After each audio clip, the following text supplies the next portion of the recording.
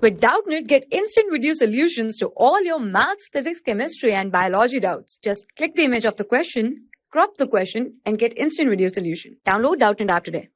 Hello students, so let's read the question.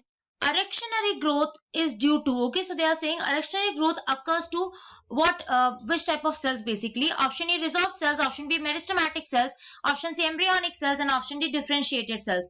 So when we talk about accretionary growth is also known as the post-embryonic growth, okay?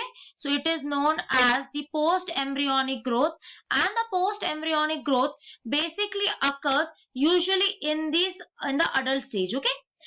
So this is the growth which does not occur during the embryonic stages. It occurs in the as an extra or post embryonic growth.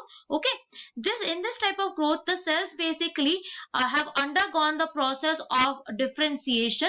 Okay, as they have undergone the process of differentiation, they cannot divide. Okay, or we can say that they cannot form these new organs or new thing. So basically in adult stage, as they have undergone the differentiation, now they are known as the reserve cells. There are some reserve cells which can divide by the process of mitosis to form the required structure. Okay, so accretionary growth, as I've already told you, it occurs in the adult stage. It occurs in the reserve cells because the cells have undergone the process of differentiation and cannot reproduce something new.